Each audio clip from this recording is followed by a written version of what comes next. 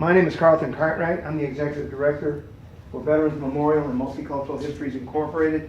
Today is December 17, 2024. We are here at Riviera Beach Preparatory Achievement Academy in Riviera Beach. And I have a couple of my students with me. Tyrell had to leave early. He helped us set up our motion picture film equipment. DeAndre, Treasure, and then also we have a couple of guests. Sergeant First Class Mason and Staff Sergeant Gonzalez. Okay, so sir, what is your name? My name was Willie E Sr. Okay, Willie, and what branch of the service were you in? U.S. Army. Mm-hmm. And when did you serve? I served I first went in 1975. Okay. I got medically retired in really 1991. I got TDRL, which means temporary retirement. It sent me out to basically do physical therapy, and if within 12 months had my injury healed or what have you, I would went back in. But therefore, they medically retired me at that particular time after about 12 months. And what branch was it? U.S. Army. Okay. Yes. Why did you choose that branch? Well, because my uncle was in the military. Every time he would come home and different clothes and looking good and things like that. So I was really impressed by him to join the military. And being from Mississippi, I was I was in a small town, nothing to do, things like that. So he encouraged me. Plus my environment really kind of made that decision for me also. Okay. Sounds like you were in the service for 16 years? I was in there for like 17 years, Mm-hmm. 17 and a half years before they sent me my retirement papers, my TDRL papers, my retirement, temporary retirement papers. Okay. And I think I may have asked you, but where were you when you were in the service? What state? I first went in, I went to Texas, Fort Bliss, Texas. Okay, but where were you living prior? Oh, I was from the state of Mississippi. I'm from Mississippi. Yeah, you did tell me. Okay, Yeah. great. Okay, so, yeah, basic training was in Texas? In Texas, yes. Where? A place called El Paso, Texas, Fort Okay. Bliss. How long was basic training? About 3.5 months. I went there in July, and I left there in November. About what, 12, 14 weeks? About something like that. Did you do your AIT there also? Yes, I did. Oh, you did? Yes. Okay, so tell us about basic and tech. Well, basic was a culture shock for me being a country boy from Mississippi. It was a culture shock, but I was glad to be out of No, that's Mississippi. Okay. However, basic was not that bad. It was not that bad because I kind of got with friends, and I played a lot of sports in high school, so I was physically fit. And I made friends a lot. You know what I'm saying? So basic was good. AIT was excellent. How was the food? The food was okay. The food was really okay. Bad? Yes. And they paid us very well. When you were in basic, did you go out on a lot of maneuvers? Basic training, yes. We did we did what we call a death march. It was a death march. We did 50 miles one way. Okay, we started out 3 o'clock in the morning. Okay, and then get that to late that evening. We marched from Fort Bliss, Texas to McGregor Range, I think it was at the time, something like that. McGregor Range, way out there. But other than that, good to go. Oh, okay. Yeah. Any casualties through both of your schools? No casualties. Nobody got hurt? No casualties whatsoever. Just turnover? Just basically sore feet, things like that. Nice. So where was your first duty base? My first duty station was in Fort Ord, California. That's in Monterey, Cal. Mm-hmm. And I was there from 1976 until 1979. And what was your job? My job at that time was a 16 Juliet radar operator. Really? Okay. All right. Wow. Got a combat air traffic controller. Say it again? I was seemed like a combat air traffic controller. I would tell you where the enemy plane is. We send a signal, IFF signal. I might not be telling y'all too much. We send an IFF signal. If it doesn't ping back friend or foe, we shoot it down. And I need to let you know if it's anything's too classified. No, I'm just messing with you. Okay, good. Because I had somebody a couple of times nuclear. Right. They couldn't talk about it. Okay. So. Anyway, I totally understand that, especially being a military person myself. I'm pleading my own case on the video right now. Exactly. Okay? All right, so you are where now? my living. The first base? My first base is Fort Ord, California. Okay, and how long were you there? I was there from 76 to 1991. No, I'm sorry, 76 to 79. 79. So tell us about it. How did you? I requested California through my recruiter. Right. I've always wanted to go to California. Being a country boy, watching the movies in Hollywood and all that, I always was infatuated by the state of California. So I got out there, had a ball. A culture shock. It was a culture shock for me. I saw the the difference in relationships, interracial relationships, and you don't get that in Mississippi. Okay. Yeah. A lot of the culture shock, also the food, you know what I'm saying, the language, the culture was totally different Right. out west. So and then the earthquakes, had to get used to those. Right. But other than that, and really enjoyed it. Okay. Fort Ord was up by San Francisco, right? No, Fort Ord is in Monterey, California. It's on the south side of San Jose, California. Okay, but that's still north of LA, right? North of LA, yes. But it's sort of like in the middle? We're Central Cal. Got it. Right. Okay. So where did you get to travel while you were stationed there? Well, I got to go. We did a lot of desert work. I should go to Compton, California, every month, once a month. I could go to Compton, California once a month. Right. And everything. So because a friend of mine lived there, so I would go home to visit his parents and stuff like that. Right. Straight out of Compton. Straight out of Compton. I go to Knoxbury Farm when I'm there, places like that, Big Bear Mountain. Right. And the famous flea market down in LA, stuff like that. So I really had a great time. I traveled a lot. I was on the rifle team for the burial team, and we got to travel all over the state of California, San Diego, Arizona, places like that to bury those fallen soldiers. What kind of weapons did you qualify on? I just only qualified. I qualified with the 45 and M16. Okay. Marksman? Marksman, yes. Yes. Oh. Sharpshooter with the rifle, marksman with the gun. Gotcha. Yeah. Gotcha. Okay. Okay. Let's see. So I think you said you were there about like 3 years. About 3 years. Where was your next duty base? My next duty station was Ansbach, Germany. Really? I flew from there to Germany. How long was the tour? I was there from 79 to 83. I was there Okay. from 79 to 83. About 4 years. That 4 years, excuse me. And how was it? What did you do? What was your job? How was the food? The food was excellent, man. It's speaking ein bisschen Deutsch. There you go. I spoke the language. I learned the language. The food was excellent. They got a thing over there called the Jäger Schnitzel Right. mit pomfrit. It means you get like a pork chop with gravy. Trust me, it was off the chain. What, DeAndre? You know about this or what? No, okay. He just laughed I the way it love it. sounded. I love it because also in Europe, when you eat a pizza, you eat a real pizza. Right. They have It's different. brick ovens and just different. Right. The meat is different, and the culture over there. Right. The culture over there, they don't have refrigerators. Where'd you say you were stationed in Germany? I was stationed in a little town called Ansbach. And how long were you there? I was there from about 3.5 years. Okay. And what was your job? What would you do there? My job there was I was also a radar operator. I was a radar operator. 16 Juliet was my MOS. I was a radar operator, tactical radar operator. Okay. All right. And up to this point, were there any casualties in basic training, tech school, or in Germany? No, there was no casualty that I was aware of. Okay. Were you ever injured? I was. Yes, I was. You were. I had an injury. I had an injury where I was repelling off some rocks. The rope structure broke.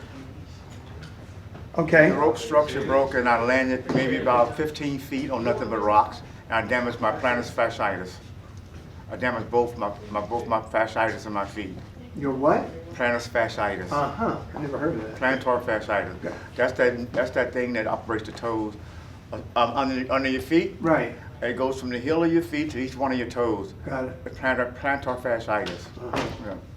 And why did that happen to you? Well, because it was uneven ground. Uneven ground. We was in out in 29 Palms, they call it then. Now they call it the National Training Center. And we was actually repelled and things happened when you land too hard. I landed the wrong way on rocks. and the boots that we was wearing at the time was not regular good boots. Oh. Army issue, you know. And I know you told me, what years were you in Germany? I was in Germany from 1979 to 1983. 1983. Okay, so up to this point, did you ever have any problems staying in touch with your family? Yeah, in Germany it's kind of very, very difficult. We had to go to the Mars station, a place called the Mars station, and you call they'll call your family for you. You gotta say over and over, you know what I'm saying? They gotta say over, you gotta say over, so they'll let you know the transmission has finished, so they can switch it back over to the other end. Right. But very, very little communication, because when I first got to Germany, the Mars station wasn't up, and my mom called the Red Cross because she was just nervous about me going overseas. You know, country lady, just never been nowhere in her life, but our child is out there in the world, so she wanted to know where he's at and what he's doing. Right. Red Cross contacted me, so finally he got me to a place where I can contact my mom, let her know that I was okay. You know, I'm doing very well. Nice, nice. Okay, so while you were in Germany, where else did you get to travel? I went to I've been to Paris. I've been to Amsterdam, Holland. I went down to I went to Vicenza, Italy, Paris, Amsterdam, Holland, places like that. I spent a lot of time in Munich, you know, and that was basically it overseas there. Because that's at that particular time, soldiers have to be very, very careful of how they travel, because we had a lot of stuff going on over there. Okay. Yeah. Okay. So where was your next tour? My next tour, I'm from Germany. I went back to El Paso, Texas, for my permanent duty station. I stayed. And what base was that again? El Paso, Texas. That was the name of the base? Yeah, Fort Bliss, Texas. Fort Bliss, right. Fort Bliss, yeah. And how long were you there this time? I was at Fort Bliss from about a year. I got there in '83. In '84, I became an Army recruiter, a candidate for Army recruiting. So they sent me from Fort Bliss, Texas, to Indianapolis, Indiana, and I went to Army recruiting school like those guys back there. And I was an Army recruiter. I was an Army recruiter for the Army. Oh, okay. For 3 years. In Texas? No, right here in Riviera Beach, Florida. Oh, okay. My office was 700 US Highway 1 on. I was right up there, just above North Lake. I put a lot of people in the Army. I had Suncoast, Palm Beach Gardens, the Benjamin, Jupiter High. I had all those schools that I recruited from. Wow. Yeah. And how long did you do that? I did this for 3 years. Okay. Yeah, 3 years. So what years was that? 84 through 86. Okay. About a little 3 years. So what did you do after 86? Were you ever a combat veteran? No, never a combat veteran. So after 86, where'd you go? 86, I went to Fort Lewis, Washington State. That's in Washington State, Tacoma, Washington. Right. I went to Tacoma, Washington, and was stationed up there. Okay. And what was your job? My job there was a 16 Juliet radar operator, combat air traffic controller, more or less. Okay. All right. I'm just curious, what was your job? My job was the 16 Juliet radar operator. Yeah, and what I was trying to ask you was, did you mind switching back to that career? I really wanted to stay out here and be an Army recruiter, but there were some things going out in the Army recruiting world that I really didn't like. Okay. And so I was given an opportunity to stay or leave, so I decided to go back.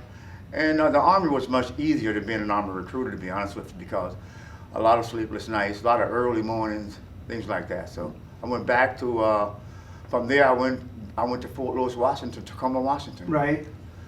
And so you went back to your radar. Radar. And how long was that for? That was from 86. That was from 86 to 89. Okay. 89, yeah. And after that? From 89 to 91, I was in Schofield Barracks, Honolulu, Hawaii. Oh, wow. Yeah. How was that? Oh, man. Paradise. Paradise, Well, tell us about it. Share. Well, the place is a beautiful, beautiful spot. We participated in a lot of events over there. We had a thing called the Karakai bed race. The military, we was part of that. Also, when the NFL All-Star game came, Aloha Stadium, we was tasked to actually be golf cart caddies for those NFL players. So we really did to assist the NFL players during that particular time. And I was in the first Martin Luther King Day parade in Honolulu. I was driving the mayor of Honolulu, okay? I drove the mayor of Honolulu, and at that particular time, my Masonic Lodge, I was in my Masonic Lodge, and we had connection with downtown Honolulu with the mayor. The mayor did a lot of things for us. So as me being the junior warden, it was my job to drive the mayor, you know? Okay. So how was the food? Food's excellent, man. They can take beans and rice and cook it 1,000 ways. Plus they had the Polynesian food over there also. Right. Polynesian food, Filipino food. Food was excellent. Did you travel any other place while you were in the Pacific Theater? I was Clark Air Force Base, the Philippines. Right. We go train there. We fly over to Korea for Team Spirit. Fly to Seoul, South Korea for Team Spirit. We'll fly to the Big Island for maneuvers. We'll fly to the island of Kauai for another event. You know. Right. That Nice. was basically it. Okay, so tell me, if you think back, two of your most memorable experiences while you were in the military and throughout your military career that comes to mind. Well, two of my most memorable experiences, right, is we was flying the Flying Tiger from Honolulu, Hawaii to Yokota, Japan. And during the flight, the engines went out. When the engines started going out, we had to land on the island of Midway. And we stayed in the island of Midway about 3 days until the aircraft came in and another aircraft came and picked us up. And then it flew us to Yokota, Japan. That was one incident. The other incident I remember is that we was on a grenade range at one point, and we had this young kid that had pulled the pin on the grenade, and the drill sergeant had to actually snatch the grenade away from this guy, and in order to blow everybody up. That's incident number 2. Wow.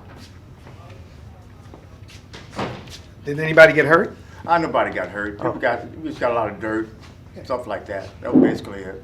And that's a question I wanted to ask you. So throughout your military career, were there any fatalities? No fatalities. There was one accident in Germany. I was headed to Kaiserslautern, K-Town, and over there's no speed limit. Right. We were on Autobahn. We were on Autobahn. And man, these guys. Everything's over 100 miles an hour.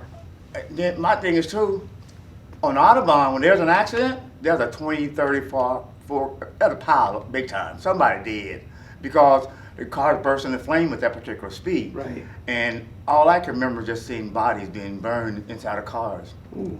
You know what I'm saying? I was having nightmares at one time, you know. Were there military and civilian fatalities? No, just us German people driving like crazy. Wow. You know? Okay. That was basically it. Okay. All right. Well, okay. So, let's see. Oh, medals and citations.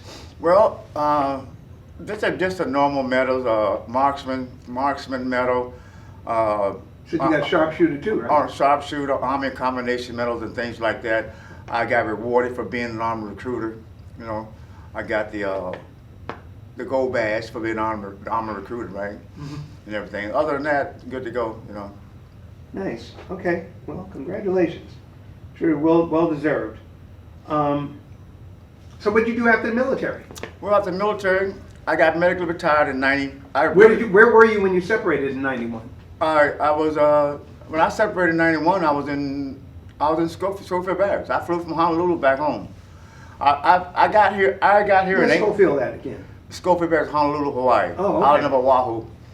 And so I flew back. I joined Palm Beach County Water Utilities in '91. Right. I got out in April, and in July, the county called me, and I was working for customer service, and I did 25 years with those guys. Wow. And I retired. Palm Beach County? Yes, Palm Beach County Water Utilities.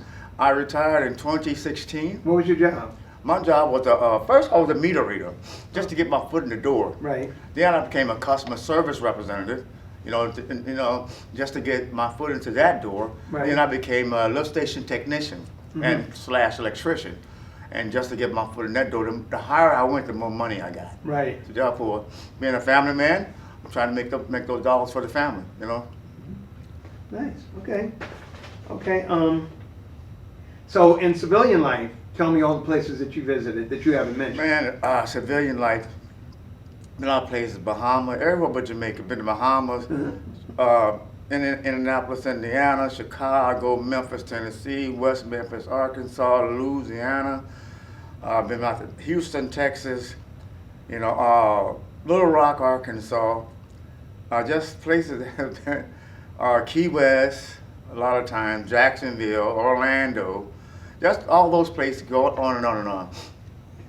Did you use the GI Bill for anything? No, I really didn't have to. My kids did. My kids went to school. Okay, To nice. Valencia College. So family did get it. Family got involved. My thing, I didn't have to really use the bill because I came right out here into work. Right. I got right out here to work. But the people, my employers were influenced by my military career. That's how you get jobs, like the guy I told you earlier. Right. And also, I was working for Palm Beach County Water Utilities. I had a Masonic brother that works in the office where I was applying for the job. Put me to the side and told me exactly, you conduct the interview just like you conduct your interview in the military. You sit straight, answer the question with a question, look those people in the eye and sell yourself. That's basically what I did. Okay. Okay. All right. So moving right along. Have you retained any close friendships from the military Yes. to this day? I got two close friends of mine. We talk every day. Adrian Best and Tony Flavors. We talk every day. Another guy named Kenneth Edmonds. He works. He's a train driver now. He's retired. He's a train driver for Right. Rupert Murdoch out there in Oklahoma. So I talk to those three guys. Those are my three connections with the military. Adrian, I talk to him every day. Cause we were stationed in California together back in the early '70s when I first got there. Tony Flavors, I met in Honolulu. Ken Zepman, I met in El Paso, Texas. So yeah, I do have close relationship with my 3 or 4 of those guys. I call them and talk with them, things like that, yeah. Gotcha. Nice. We're brothers for life. Nice.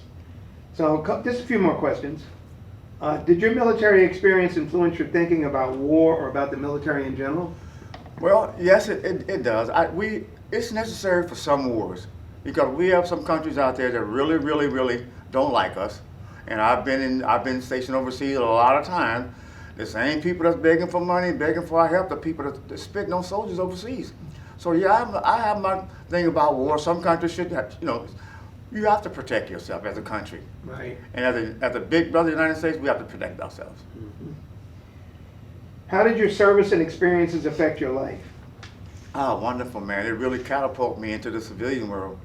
I mean, I'm 4 blocks ahead of these civilians out here, okay, because of the fact that we think about things before we do things, okay? We prep for things before we do things. We think about things before we do things. And we look at things systematically before we attack it. And then I worked in places, like I say, anybody tell you, I went to Palm Beach County and created 4 different positions in the office, okay? How'd you do that? Well, first of all, we had a problem with finding the meters. We had a problem with finding the meters. Oh, okay. So I came up with a meter location program. My coworkers didn't like it, but I said, hey, when you guys leave the office, I need you to take 5 meters with you. Find these 5 meters. When you find these 5 meters, I need you to put a blue arrow on the concrete pavement pointing to the meter. Therefore, we can go out there, we can read the meter, we can get more revenues because right about now we're not charging you for that meter. And so then I did the map routing program. Whenever there was a new development coming about, I went to the trailer where the development was, and I got a copy of the configuration of the homes that's going to be in there. And that's how I can tell my people how to do their route, and things like that. And I came up with another program. I can't remember a meter filing program, meter change-out program. Okay. And those are the programs that I actually started in Palm Beach County Water Utilities, within the customer service department. Wow. Was that an electronic, was it a manual piece of equipment, how you solved that problem? Or was it a technical piece of equipment? It was a manual piece of equipment. Basically, all I had to do was just go physically get the equipment that I basically needed and everything. It was manual. Okay.